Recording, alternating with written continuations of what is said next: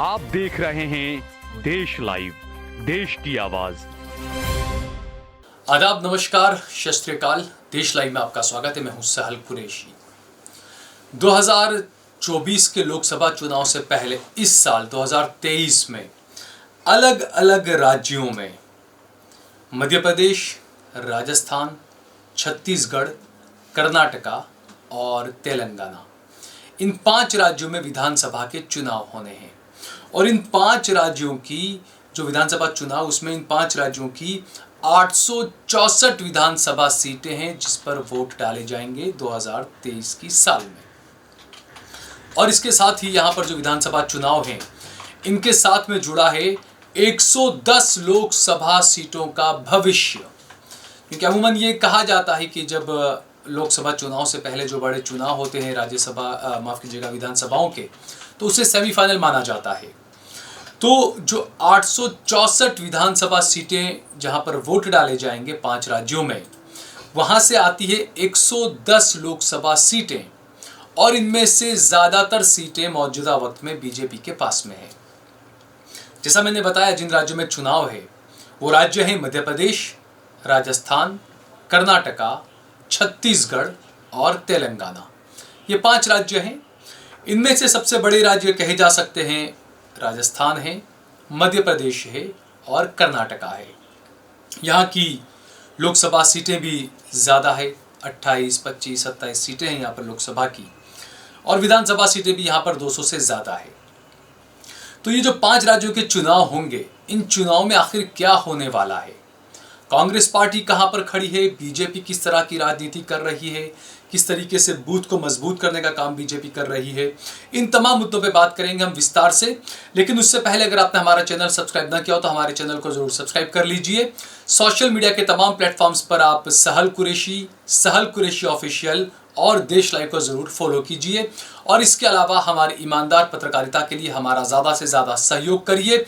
हमें ज़्यादा संसाधनों की ज़रूरत होती है ताकि हम हर उस आवाज़ को आप तक पहुंचा सके जो दबे कुचलों का आवाज़ है, या वो आवाज़ जिसे गोदी मीडिया ने दबा दिया है, उस आवाज़ को हम आप तक पहुंचाने की कोशिश करते हैं। इसके लिए हमारा ज़्यादा से ज़्यादा सहयोग कीजिए। अब बात करते हैं जो मुद्दे की बात है। लोकसभा चुनाव से पहले, लोकसभा 2024 के चुनाव से पहले 5 राज्यों में विधानसभा चुनाव होने वाले हैं। सबसे पहले बात करते हैं मध्य प्रदेश की। जो 5 राज्यों के चुनाव, उसमें मध्य प्रदेश काफ़ी अहम है क्योंकि मध्य प्रदेश में मौजूदा वक्त में बीजेपी की सरकार है। मध्य प्रदेश की जो सीटें हैं विधानसभा की, 230 विधानसभा सीटें हैं। 116 यहाँ पर मैजिक आंकड़ा होता है। सत्ता पर आने के लिए, सरकार बनाने के लिए 116 सीटें जीतना जरूरी होता है। 2018 के जो चुनाव हुए थे विधानसभा के, उसमें कांग्रेस पार्टी ने 114 सीटें जीती थी, बीजेपी ने 109 सीटें जीती थी, जबकि बीएसपी ने 2 सीटें जीती थी। सबसे बड़ी पार्टी कांग्रेस पार्टी थी 114 सीटों के साथ। 116 की जरूरत होती है, लेकिन बीजेपी ने कांग्रेस की बनी बनाई सरकार को गिरा दिया था। 114 सीटें जीतने के बाद बीएसपी वगैरह कुछ और समर्थन लेकर कांग्रेस पार्टी ने सरकार बना ली थी। कमलनाथ राज्य के मुख्यमंत्री बने थे, लेकिन वसुंधरा राजे सिंधिया के भतीजे ज्योतिरादित्य सिंधिया, जो कभी राहुल गांधी के काफ़ी करीबी नेता माने जाते थे, उन्होंने किस तरीके से जो बातें की और जो हरकतें की, राजनीति में सब कुछ चलता है, ये भी कहा जाता है। तो ज्योतिरादित्य सिंधिया ने कई कांग्रेस के विधायकों को तोड़कर वो लेकर चले गए बीजेपी में। बीजेपी की सरकार बन गई। शिवराज सिंह एक बार फिर से मध्य प्रदेश में सत्ता में आ गए और मुख्यमंत्री बन गए। अब 2023 का जो विधानसभा चुनाव है, उसमें क्या होगा? क्या कांग्रेस की हवा है वाकई में? अब 2023 के विधानसभा चुनाव में क्या होगा? क्या कांग्रेस पार्टी टक्कर दे पाएगी जैसा पिछले चुनाव में दे पाई थी? 2018 में सत्ता में भी आ गई थी। क्या 2023 में भी ऐसा ही होगा? क्योंकि 2023 के चुनाव में, उससे पहले थोड़ी सी नजर डालें हम कि जो 2011 की जो जनगणना हुई थी, उसमें मध्य प्रदेश वो राज्य है जहां पर सबसे ज्यादा आदिवासी हैं। मध्य प्रदेश की आबादी में, जो आबादी का जो हिस्सा है मध्य प्रदेश का, उसमें 21.5% आदिवासी हैं। और सिर्फ आदिवासी, ये जो रेशियो जो मैं बता रहा हूं, सिर्फ जनसंख्या और इसके मुताबिक भी अगर देखें और उसके आगे देखें राजनीतिक तौर पर, तो विधानसभा की जो 230 सीटें हैं उसमें से 47 सीटें आदिवासियों के लिए रिजर्व है, आरक्षित है। तो इन्हीं सीटों पर बीजेपी की इस बार नजर है, क्योंकि पिछली बार के चुनाव में इन 47 सीटों में से बीजेपी महज 16 सीटें ही जीत पाई थी। तो इस बार बीजेपी कोशिश करेगी, क्योंकि पिछली बार जो विधानसभा के चुनाव गुजरात में हुए तो जो आरक्षित सीटें थी उस पर काफी जोर लगाया बीजेपी ने, आदिवासी जो इलाके उस पर काफी जोर लगाया बीजेपी ने। जिस तरीके से द्रौपदी मुर्मू को बनाया गया राष्ट्रपति, तो वो भी लोग पहले से ये बात कह रहे थे कि ये राजनीतिक तमाम ये पहलू होते हैं, क्योंकि ये शायद पता था उन्हें कि अगली बार जो चुनाव होंगे छत्तीसगढ़ में, झारखंड में, मध्य प्रदेश में, गुजरात में, तो जो आदिवासी सीटें उनको कैसे अपने कब्जे में लाया जाए, तो ये अहम एक मुद्दा है इसके अंदर। तो जिस तरीके से बीजेपी ने जो पासे चले, राष्ट्रपति बनाना, उपराष्ट्रपति बनाना, लेकिन इसके अलावा कि 2018 के विधानसभा चुनाव में जो नतीजे आए उसके बाद जैसे तोड़ मरोड़ कर सरकार बनाई, लेकिन ये भी हमने देखा कि जो 18 के नतीजे आए उसमें जो रिजर्व सीटें थी, आरक्षित जो सीटें थी आदिवासियों की, उसमें बीजेपी महज 16 सीटें जीत पाई थी। इसीलिए 2018 के चुनाव के बाद 2020 में जब राज्यसभा चुनाव का मामला आया तो अचानक ही एक प्रोफेसर हैं, उन्हें राज्यसभा भेज दिया गया। वो बैठे हुए थे अपने क्लास में, अचानक पीएमओ से फोन आया कि आप प्रोफेसर फला फला बोल रहे हैं। उन्होंने कहा जी हाँ। तो कहा कि प्रधानमंत्री जी आपसे बात करना चाहेंगे, और सामने दूसरी आवाज़ प्रधानमंत्री की थी और कहा गया, उस प्रोफेसर से कहा गया कि सुमेर सिंह आपको राज्यसभा जाना है, तैयारी करिए।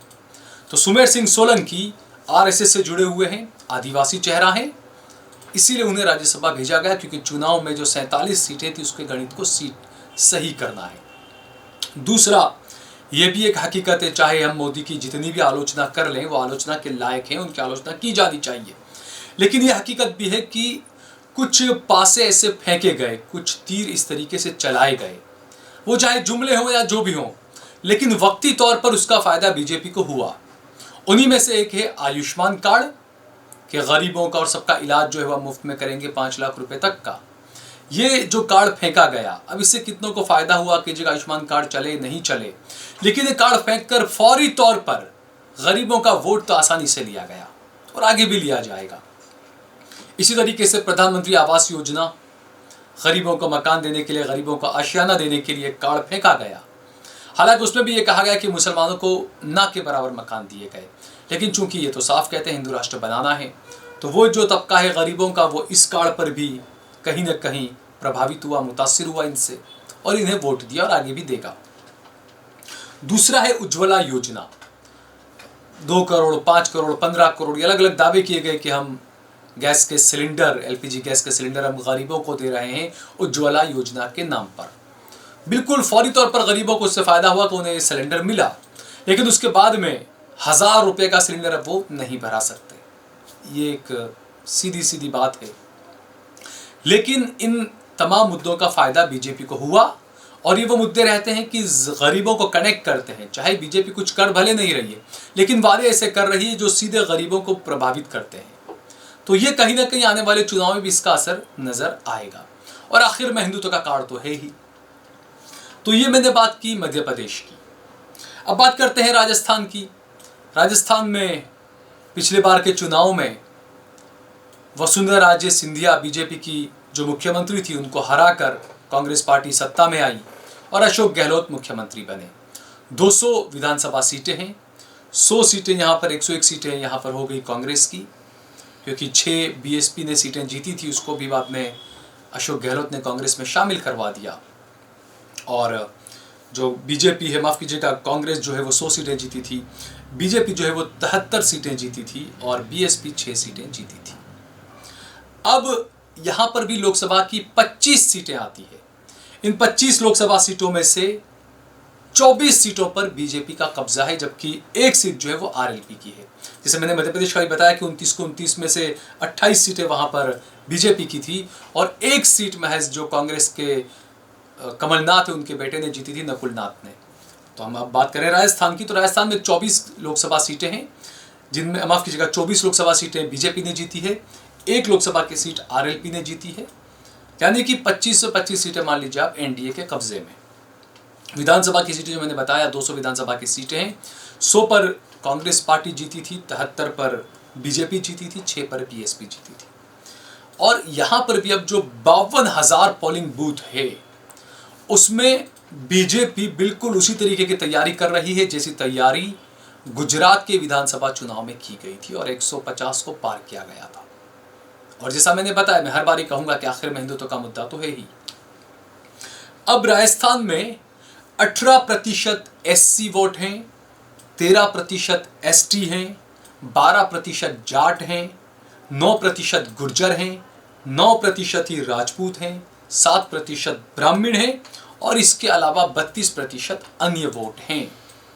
तो ऐसे में बीजेपी को यहां पर भी ओबीसी, आदिवासी, गुर्जर और एससी का फायदा मिल सकता है, क्योंकि यह हमने देखा 2014 के बाद से लगातार जो भी चुनाव हुए तो जो दलित हैं और जो एससी एसटी हैं उनका रुझान कहीं ना कहीं बीजेपी की तरफ ज़्यादा झुक रहा है। पहले कहा करते थे कि वो हिंदू नहीं है, लेकिन अब उन्हें हिंदू बनाने की पूरी कोशिश चल रही है। तो ये जो मैंने गणित बताया कि राजस्थान के अंदर भी बीजेपी को जो सहारा है और बीजेपी जो जोर दे रही है वो ओबीसी, आदिवासी, गुर्जर और एससी समुदाय को लुभाने पर जोर दे रही है। और यही वो इलाके हैं जहां पर बीजेपी कमजोर साबित हुई है और इसीलिए इन पर ज्यादा जोर दिया जा रहा है। वो इलाके हैं सीकर, भरतपुर, करौली, दौसा, सवाई माधोपुर और जैसलमेर। यहाँ की 29 विधानसभा की जो सीटें हैं उसमें से बीजेपी एक भी सीट नहीं जीत पाई है। इसके अलावा है अलवर के 11 विधानसभा सीटें हैं, वहां पर बीजेपी को महज 2 सीटें मिली थी पिछले बार के चुनाव में। जोधपुर की बात करें तो जोधपुर में भी 10 विधानसभा की सीटें हैं जहां बीजेपी को महज 2 सीटें मिली थी।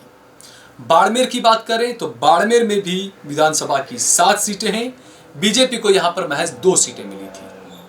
और जयपुर में 19 सीटें हैं विधानसभा की, जहां पर बीजेपी को महज 6 सीटें मिली थी। ये तमाम वो सीटें हैं जहां पर अब ज्यादा जोर लगाने की कोशिश की जाएगी। इसके अलावा इस बार बीजेपी एक भी मुस्लिम उम्मीदवार नहीं देखी, क्योंकि पिछली मर्तबा यूनुस खान को टोंक से उम्मीदवार बनाया था बीजेपी ने और 2013 में भी 3 मुसलमान उम्मीदवार थे बीजेपी के, लेकिन 2023 के विधानसभा चुनाव में लगता नहीं है कि एक भी मुस्लिम उम्मीदवार दे।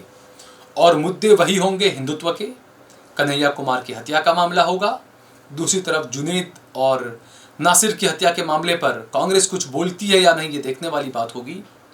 लेकिन ये वो चीज़ें हैं जहां पर सीधे तौर पर राजस्थान के अंदर भी बीजेपी पूरी कोशिश में लगी हुई है और राजस्थान में नए चेहरों को ज़्यादा मौका इस बार दे सकती है बीजेपी, क्योंकि हमने देखा गुजरात में भी चुनाव से पहले बड़े बड़े जो चेहरे थे गुजरात में उन तब सभी को हटा दिया गया। पहले उनको मंत्रालय से हटाया गया और उसके बाद अगले चुनाव में उनको टिकट भी नहीं दिए गए।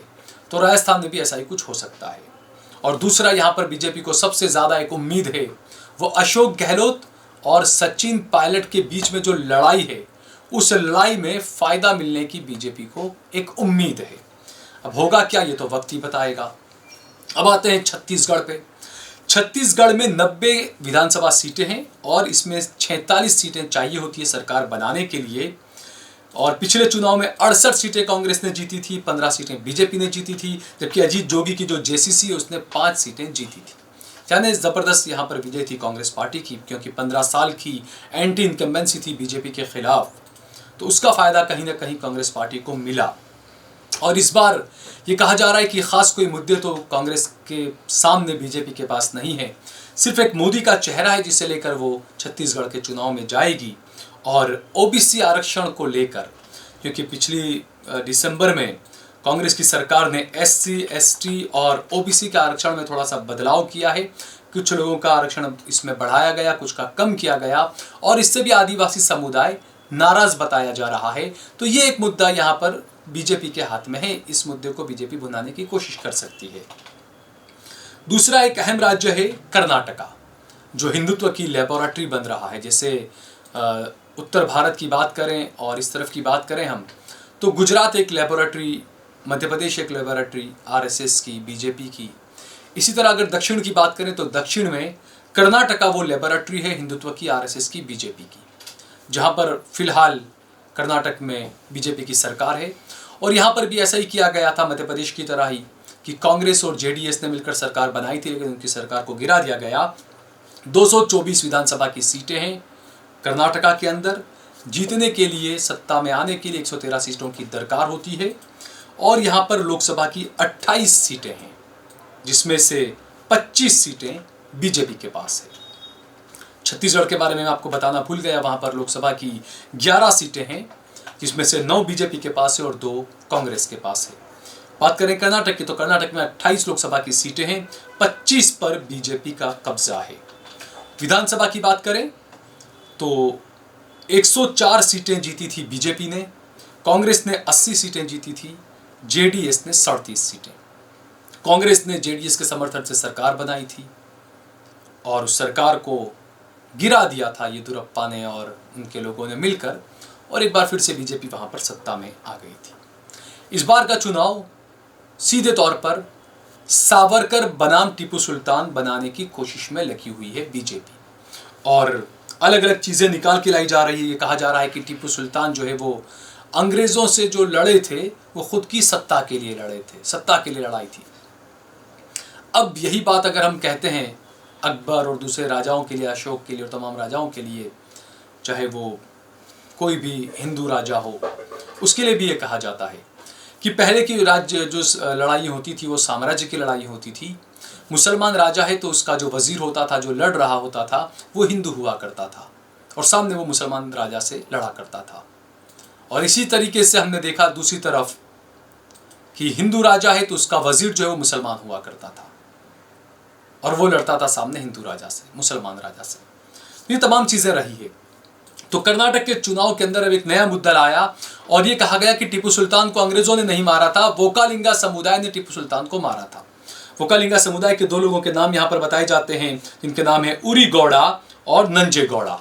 बताया जाता है कि इन्होंने टीपू सुल्तान को मारा था, लेकिन जो इतिहास के जो माहिर है वो लोगों का कहना है कि ये सिर्फ काल्पनिक नाम है और इन लोगों ने टीपू सुल्तान को मारा था, ऐसे कोई तथ्य या कोई साक्ष्य सामने नहीं है अब तक। लेकिन बीजेपी कहीं ना कहीं वोट लेने के लिए, हिंदुत्व के नाम पर उकसाने के लिए इन चीज़ों को बढ़ावा दे रही है। तो कर्नाटका के अंदर बीजेपी टीपू सुल्तान को एक चेहरा बनाकर चुनाव के अंदर जाएगी, हिंदू मुसलमान की करने की कोशिश करेगी। देखना यह है कि आखिरकार क्या होता है, जनता किस पर यकीन करती है, क्योंकि ये भी कहा जा रहा है कि कर्नाटक जिस तरीके से बीजेपी का जो लेबोरेटरी बना है दक्षिण का, और जो दक्षिण का द्वार बना है बीजेपी के लिए, तो ये 2023 का विधानसभा चुनाव काफ़ी अहम होगा। उसके बाद बात करें तेलंगाना की। तेलंगाना वो दूसरा राज्य हो सकता है जो बीजेपी के लिए दक्षिण का द्वार बन सकता है, क्योंकि लोकसभा की यहाँ पर 17 सीटें हैं, जिस पर से बीजेपी ने 4 सीटें जीती थी, 9 सीटें टीआरएस ने जीती थी, 3 सीटें कांग्रेस ने जीती थी लोकसभा 2019 के चुनाव में। विधानसभा के चुनाव है, यहाँ पर विधानसभा की 119 सीटें हैं। सरकार बनाने के लिए 60 सीटों की ज़रूरत होती है। पिछले चुनाव की बात करें तो बीआरएस ने, जो केसीआर हैं, के चंद्रशेखर राव मुख्यमंत्री बने, उनकी पार्टी है बीआरएस, उसने 101 सीटें जीती थी। कांग्रेस पार्टी ने 5 सीटें जीती थी।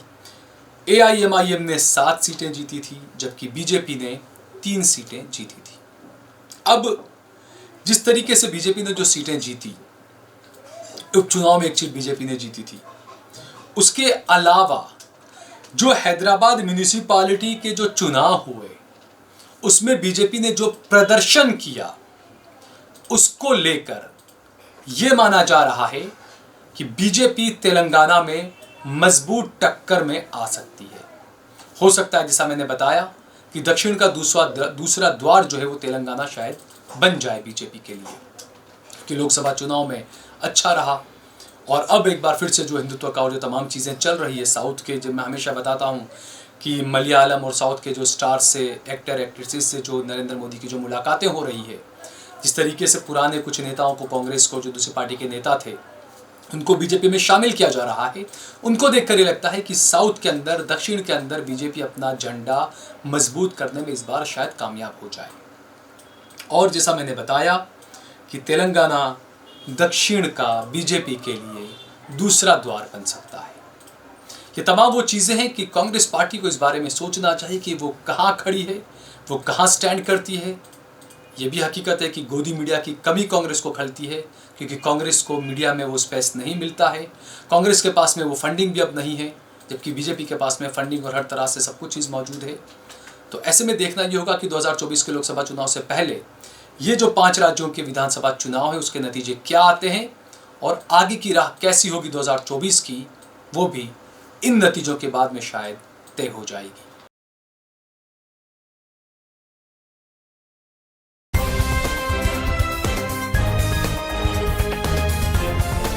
देश और दुनिया की तमाम छोटी और बड़ी खबरों के लिए हमारे चैनल को सब्सक्राइब करना न भूलें और बेल का बटन जरूर दबाएं।